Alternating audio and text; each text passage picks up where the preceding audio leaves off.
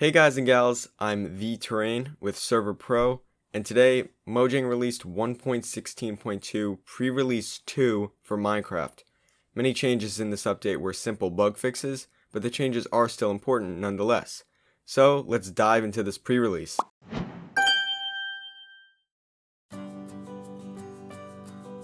We'll start off this pre-release video in the Nether, where we'll take a look at the Crimson and Warped roots. In previous snapshots, these roots required shears to be broken. However, these blocks can now be broken and obtained with any item. Last week, a player found out that pistons on Y level 1 couldn't push downwards, and pistons on Y level 254 couldn't extend upwards, but this was fixed in this pre-release. Powered activator and detector rails would sometimes disappear while being pushed onto blocks like soul sand and enchanting tables. However, this was fixed this week.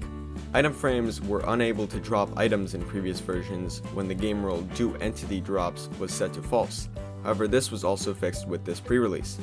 And the pufferfish sometimes gave players nausea 2, even though the maximum nausea effect should be nausea 1. But Mojang patched this week.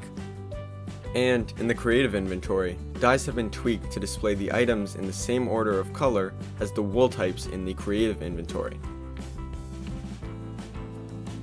The /execute in command now respects dimension scaling. This means that if a player stands at the coordinates 8, 64, 8 in the overworld and teleports themselves to the Nether using this command, they will now be teleported to the coordinates 0, 64, 0, as each block in the overworld is 8 blocks in the Nether.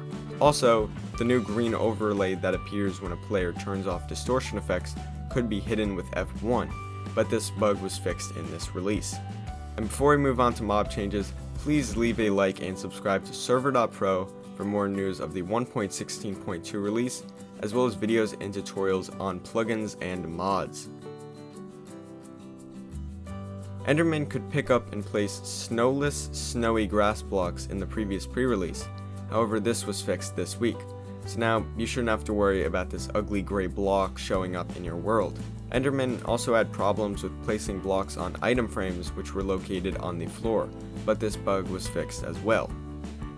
Charged creepers, when next to zombies, sometimes did not drop the zombie head on explosion, but this was fixed.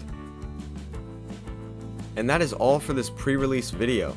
Keep in mind that if you do use this pre-release in your worlds, do not downgrade versions afterwards, as this will corrupt your world. To learn how to play on the new pre-release and create a server on the new pre-release, click the eye in the top right corner. If you'd like to play on the latest pre-release with your friends, check out Server.pro by clicking the link in the description. Thank you for watching. I'm The Terrain. Peace out.